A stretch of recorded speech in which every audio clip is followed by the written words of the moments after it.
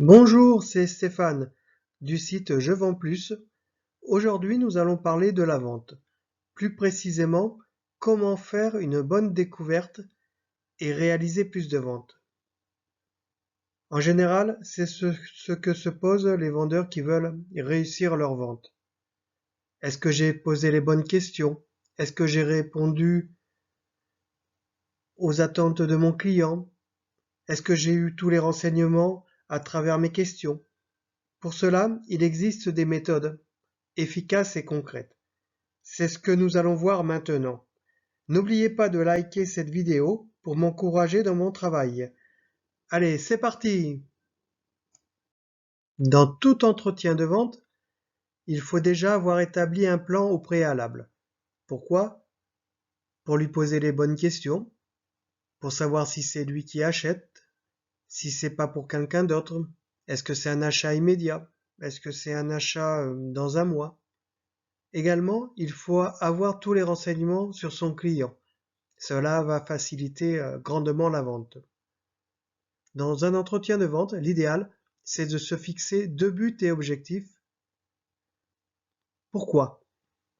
Déjà pour rebondir si la solution ne convient pas à votre client ou si c'est pas pour un achat immédiat. Pour réussir une vente, il faut poser des questions. Pour cela, il existe une méthode, la méthode du QQOCP. Cette méthode va vous permettre de poser des questions ciblées et réfléchies, ce qui va vous amener à concrétiser votre vente. Nous allons donc voir cette formule à utiliser dans chaque entretien, que ce soit de vente ou pas. Nous voici à la structure QQOCP. C'est la première méthode de vente qui va vous permettre et vous rapprocher de votre but, c'est-à-dire faire une vente. C'est une méthode qui est posée et réfléchie. Il y a 5 étapes dans cette méthode. Voici la première étape. Qui est concerné par l'achat de votre demande? Est-ce que c'est votre client ou il agit pour un supérieur? Qu'est-ce qu'il va acheter? Où va-t-il ensuite installer son produit? Est-ce que c'est dans son entreprise ou c'est pour une autre? Combien? Le nombre de pièces qu'il va commander. Est-ce que c'est une, plusieurs? Si c'est plusieurs, ça ne sera pas le même prix. Pourquoi? Pourquoi s'adresse-t-il à vous et pourquoi il est motivé pour prendre ce produit?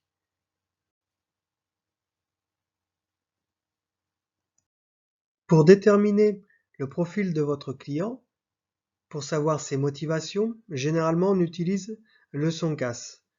Le SONCAS, cela va vous permettre d'affiner vos questions et ensuite de bien faire un argument, une argumentation qui va vous rapprocher et finaliser votre vente. Votre client est-il plus dans la sécurité, plus dans l'orgueil, plus dans la nouveauté, plus dans le confort, plus dans l'argent ou plus dans la sympathie? À vous de définir le profil de votre client par rapport au SONCAS. Grâce à cela, vous ferez votre vente dans de bonnes conditions et vous vous rapprocherez de votre client également. N'hésitez pas à l'utiliser. Voici ma méthode préférée, la méthode AIDA. C'est une méthode qui est simple, mais terriblement efficace, puisqu'on l'utilise en entretien de vente, mais pas forcément qu'en entretien de vente. On peut l'utiliser sur un courrier ou pour toute autre demande qu'on peut faire par écrit ou par oral. Elle est composée de 4 lettres. C'est 4 lettres. Donc le A comme attention. Généralement, c'est l'accroche, le titre, l'argument de votre produit, de ce que vous voulez demander. Ensuite vient le I comme intérêt. L'intérêt, il faut susciter l'intérêt de votre client. Il faut trouver l'argument qui va le toucher le plus.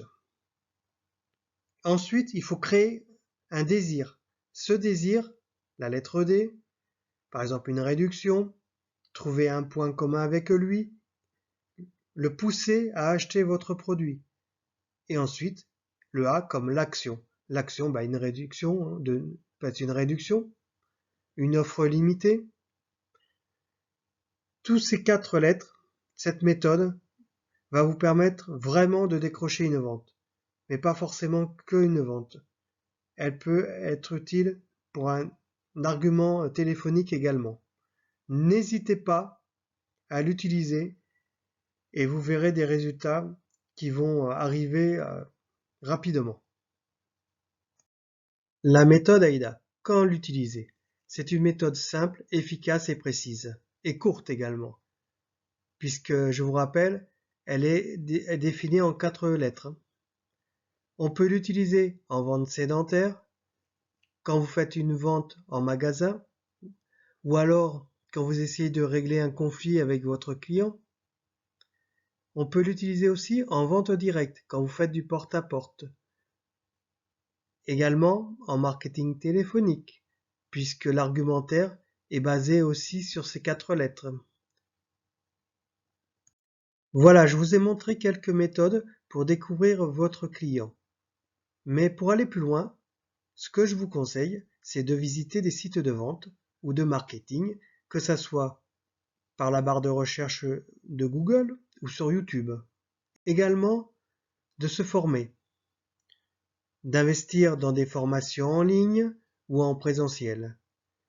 Et pour finir, le plus important de tout, c'est de passer à l'action. Justement, je vous ai mis en dessous de la vidéo 2 liens qui vont vous permettre de recevoir gratuitement 2 livres. N'hésitez pas à les prendre, c'est gratuit. Merci de m'avoir suivi jusqu'à maintenant. Si vous aimez mon travail, n'hésitez pas à me mettre un like pour continuer et surtout pour m'encourager, un commentaire également si vous pouvez. Et si vous souhaitez un thème précis, n'hésitez pas de me le laisser en commentaire. N'oubliez pas les 2 cadeaux, les 2 livres qui sont réservés pour vous, c'est gratuit. Vous les trouverez donc en dessous de la vidéo. À vous maintenant de poursuivre aussi vos efforts et je vous dis à bientôt. Ciao!